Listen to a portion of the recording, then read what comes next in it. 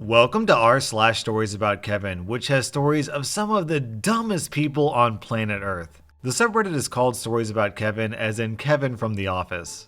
My dad and I were downstairs in the living room where the landline was kept. The landline rang, and my mom, a 5-foot-tall, chubby Asian lady, comes barreling down the stairs at top speed. The phone stops ringing. She goes back upstairs. A minute later, the same thing. The phone rings. My mom bolts down the stairs. The phone stops. She goes back upstairs, this time audibly annoyed by the mystery caller. After this happens for the third time in 10 minutes, we ask her what the heck is going on. Turns out she was unknowingly calling the landline from her new cell phone. Then, upon hearing the phone ring, she was hanging up her cell and running downstairs to grab the phone. We haven't been able to figure out why she dialed the landline number in the first place. She didn't have an answer for that one. Our next Reddit post is from We Are Destroyers, and this is from a Facebook post from a dog grooming business. True story. A client just called to check the price of a bath and nails. I asked what kind of dog. She says, "I don't know what it is now, but when it grows up, it's going to be a black lab." I was dumbfounded, literally. I asked her how old it was, and she said it was 3 months, so I'm thinking maybe 20 pounds max, so I tell her maybe $20 to $25. I swear to God, the lady brings Red in, and he is a Pomeranian. A Pom. I said, "Sorry, but this is a Pomeranian," and she tells me, "Well, I know it's going to be a black lab because I have the papers at home." I pulled up pictures of labs and Poms on the computer, and I still think she believes it's going to be a black lab. I'm going home to drink wine. Oh, what? Pomeranians evolving! Our next Reddit post is from Legomaniac89. I'm back with more stories of the now 16-year-old Uber Kevin. For those who aren't familiar, here's the link to the original post. I actually covered that post in an earlier r/slash Stories About Kevin video, so be sure to go check that out. If you haven't seen that post yet, do yourself a favor and read it first before continuing here. You'll thank yourself for it later. I've been at this job for close to 2 years now, and not a week goes by where I don't hear stories from Bob, my boss, Kevin's stepdad, or Anne, Kevin's mom. To be honest, I don't know why they share these things with me because it's really none of my business, but I'm not about to stop them because it's truly fascinating what Kevin manages to accomplish. And just a reminder, OP works with his boss in an aquarium store. I still get the occasional message about him from various Redditors here, so I'll address the 3 most popular points first. He's still not driving, nor will he be anytime soon. His parents decided that putting him behind the wheel of a 2-ton machine could end with him accused of war crimes. So he told him that he wasn't allowed to take a driving test until he gets his grades up. We're safe for the foreseeable future. He apparently lost interest in the erotic orc fiction with swords that he was writing. He's writing a new book now that involves a shape-changing weapon and the apocalyptic wrath of God. That's all I know, and I'm not volunteering to beta read this one. His parents have had him tested for autism and various other things, and so far, it's all come back negative other than mild ADHD. He's on medication for it. Whether he actually takes those meds is up for debate. I'm sticking with my initial analysis of borderline malicious laziness and a stunning lack of common sense. Given that he's not driving anytime soon, he's been using his bicycle as a primary means of transportation, and that's going about as well as you'd expect. He was riding his bike through town and went into a store, came back out, and saw that his bike had been stolen. His mom had to come pick him up, but by the time she arrived, he realized that he had just forgotten what his bike looked like and it hadn't been stolen after all. A week later, his bike was actually stolen. He has a bike lock, he just didn't think it was necessary. His biological dad bought him a new bike to replace the stolen one. He's blown out the rear wheel 3 times, broken the seat twice, the chain once, and completely smashed the rear wheel rim just since the middle of May. Since his second bike is now in shambles, he asked Bob and Ann if he could borrow their bikes. Bob said hell no. Ann said sure. Kevin managed to snap the rear axle and somehow broke the rear cassette. I gotta say, I'm almost envious of Kevin as his life is never dull. All I can say is I enjoy his Kevinness by proxy and thank my lucky stars that he's not my kid. He borrowed the magnets from half a dozen coral frag racks we sell, and promptly forgot where he left them. They're useless without the magnets. We had to order more. He found one of Bob's power drills and drilled a bunch of holes in a support beam for the porch. He dumped an entire 12-ounce can of fish food into one of the tanks. This was at the end of the day, and we didn't notice until the next morning. The entire shop smelled like roadkill. He's not allowed in the store anymore. He got a job as a dishwasher at a nearby restaurant and was told to not come back after a week because he had broken so many dishes. He shot himself in the leg with a pellet rifle because he wanted to know what it felt like to get shot because that's what thugs do. He was fine. He broke a plastic lawn chair and decided to burn it to destroy the evidence. He got found out when the fire pit began belching acrid black smoke everywhere. He went to a week-long youth group retreat a few hours away and forgot to pack any clean clothes. Anne had to drive all the way there with clothes for him. According to Anne, she had packed clothes for him, but he left them all behind because he didn't think he needed them. He tried to shotgun a can of soda. He managed to spray himself in the face. He tried again the next day with the same results. Bob bought a 150-gallon pre-formed above-ground pond to keep goldfish in during the warmer months. Kevin sat on the side and broke it. Kevin was bragging to his classmates that he had stolen drugs from his biological dad during a visit and would share them after school that day. A teacher overheard. He got in all sorts of trouble and had the drugs confiscated. They were fish oil capsules. In the last post, I mentioned how he had been buying cheap cell phones and unsuccessfully hiding them, despite being grounded from technology for failing all of his classes. His parents finally broke down and bought him a very basic flip phone that he could use for calling purposes only. He sold it at a pawn shop. He absolutely refuses to brush his teeth. His parents bought him an electric toothbrush, thinking that he might like it better than a manual one. He lost it. He got banned from the local comic book shop for spilling Mountain Dew everywhere. He decided he was going to cook a pork chop on the stove. He forgot about it and nearly caught the house on fire. Bob had cooked the pork chops the night before, and apparently Kevin thought that once the meat gets cold, it somehow reverts to being raw and needs to be cooked again. Lately, he's been reading all kinds of survival books. He claims he wants to spend a year roughing it in the Canadian wilderness. I'm fairly certain he couldn't even find Canada on a map. He's absolutely convinced that standing in front of a microwave while it's running will sterilize you. He goes as far as to retreat to the next room while he's nuking his food. His parents bought a truck a few states away, and they decided to take a long weekend to go pick it up, leaving myself and Matt, a coworker, to handle the store in that time. No problem, right? Except that they left Kevin at home as well, with a rather long list of explicitly articulated do's and do nots that he was expected to follow. And here's a good place to mention that the aquarium store is located inside of Bob and Anne's home. They would have had better luck convincing a whale to spontaneously evolve into an elephant. He tried to use his parental reprieve to do everything he wanted without consequences. He tried to get into the store's cash drawer. I had the key with me at all times, and he even told me that Bob was okay with him taking cash out of the drawer once in a while. He isn't, obviously. He had a fire roaring in the grill, a shop vac blowing air into the coals, and was trying to melt a metal rod in the heat while using winter gloves to insulate himself. He claimed he was blacksmithing. Again, I promptly shut it down before he got the house or himself on fire.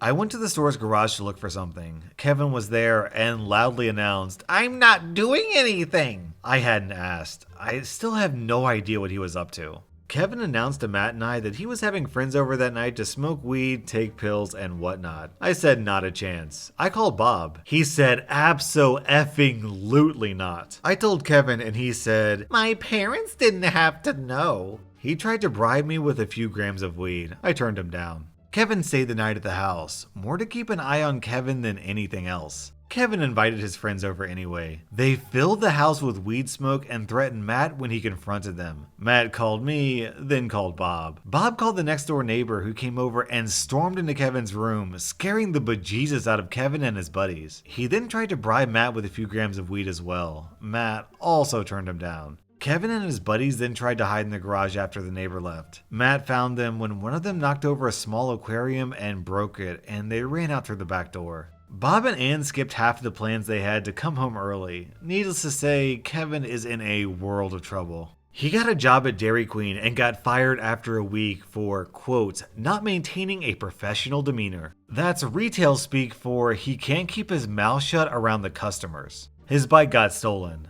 Again. He failed to lock it up while at work. Again. He's now on bike number 3 this year, and he's already damaged the rear rim twice and bent a part of the frame. I still have no idea how one person can be so hard on a bike. He sliced a finger open because he tried to touch the non-serrated side of a bandsaw blade while it was running. His reasoning was that he didn't think it would hurt because that side of the blade isn't sharp. He's working at Taco Bell and got written up because he was purposely making orders wrong. He was leaving off the tomatoes because he doesn't like tomatoes and didn't think anyone else liked them either. He lost his cell phone. According to Bob, this is the 13th. Yes, 13th phone Kevin has lost this year. He got busted for trying to buy cigarettes at a convenience store. He's 2 years too young to buy them legally. The manager of the store knows Bob and Ann, so he called them to let them know. Kevin got in trouble. He's tried to buy cigarettes from the same store 2 more times since then, with similar results. Autumn hit us like Brannigan's Law, and all the leaves fell at once. Kevin was supposed to mow them into the lawn, but he put it off for a week, and an early snowstorm dumped 16 inches on us. It soon melted, the leaves remained, and were now soaked, and Kevin was told that he had to rake them now rather than mow them. He tried to mow them anyway and clogged the mower, then tried to hide the mower and told Bob he couldn't find the rake. Speaking of mowers, earlier in the year when he was supposed to mow the yard, he decided he'd rather not. Bob and I watched him open a bottle of water, pour it into the mower's gas tank, then try to start it up. After a minute of trying and failing to start the thing, he came in and told Bob that, "Oh darn, the mower won't start. Guess I can't mow today after all." Bob wasn't amused. I'm trying to imagine how stupid you have to be to touch a spinning saw blade and expect it not to hurt. It's amazing this kid hasn't killed himself yet. Our next Reddit post is from the Filthy DIL. I may have married a Kevin. He initially doesn't strike you as a Kevin because he had a very successful career working for a government alphabet agency. However, some of the things he believes. Once this man gets a notion in his head, you can't remove it with dynamite. If his mother or his teacher sister Mary Godzilla told him something 50 plus years ago, then that was the revealed truth and could not be changed. Sister MG told him men have one less rib than women. It has to be that way because God took Adam's rib to make Eve. I had to show him side-by-side images of male and female skeletons in a medical encyclopedia and make him count the ribs before he believed that Sister may have been mistaken. Sister also told him that plate tectonics was only a theory, and since theory means guess, there wasn't any truth to it. You know how South America and Africa look like they would fit together like puzzle pieces? Sister told him that was just a coincidence. God made the world the way it was, and the bits don't go floating around like ducks on a pond. Theory equals guess also shot down the theory of evolution, the theory of relativity, and a bunch of other science things that didn't agree with the Bible. However, he seems to have come up with a bunch of stuff all on his own. There can't be a volcano under Yellowstone Park because they wouldn't be dumb enough to put a national park on top of a volcano. Vajongos are just inside-out dongs, so a woman who is using a tampon has to remove it to pee. When you burn a candle, only the wick burns. The wax just runs down the side of the candle holder. He had no explanation as to what happens to the wax in a jar candle. Meat is not the muscle tissue of animals, but something else called the flesh. He didn't explain where the muscles go if meat is this mysterious flesh. Meat only comes from mammals. Beef is meat and pork is meat, but chicken and turkey are not meat, nor is fish. Cows just spontaneously start giving milk when they reach adulthood. Having a calf every year to start the process has nothing to do with it. On the other hand, hens must have intercourse with roosters before they can lay eggs. That the clear button on the oven stops the timer. It doesn't. It turns off the oven, and that's all it does. I've made him start the timer and then punch the clear button. See, the timer is still going. He tries to use the clear button to turn it off. We've only had this oven for 20 years. The microwave and the toaster oven are basically the same appliance, and since you can put plastic things in the microwave, you can use them in the toaster oven as well. He only did this twice though, since I really yelled at him the second time. He does seem to have grasped no metal in the microwave though, so I guess this is a plus.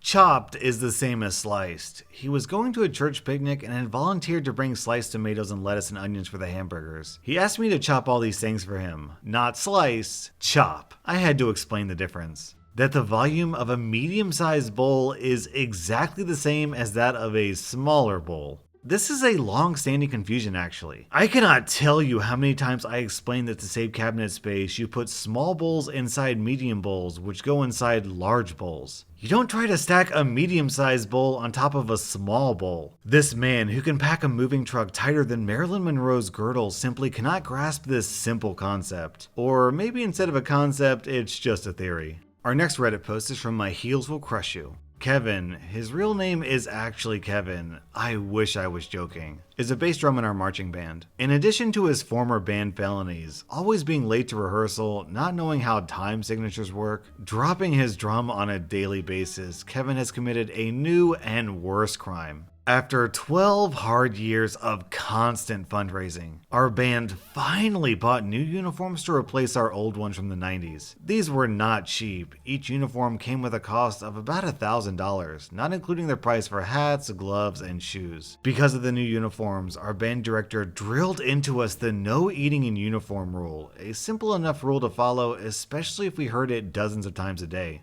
Our last competition of the year was in a large football stadium, and due to some timing issues, we wouldn't be allowed to take our uniforms off between our performance and when we had to leave. Therefore, we would all have to wait an hour or so until we could get back to the bus and eat the dinners we'd packed. Kevin had different ideas. Apparently, he'd shoved money in his uniform before performing and used it to purchase a large serving of barbecued chicken wings. He then proceeded to eat them in uniform and was completely clueless to the giant orange stain going down the entirety of the front of his white uniform, until my band director saw and freaked out. Needless to say, it was a fun time and Kevin was extremely confused as to what he did wrong. Hopefully the dry cleaners can fix it, or our band is down a $1,000 uniform. Man, the way this story was going, I thought he was gonna spill ketchup or something on it, not eat the literal messiest food on planet Earth. That was r/Storiesaboutkevin, and the only individuals dumber than these Kevins are people who watch this video and don't hit the like button.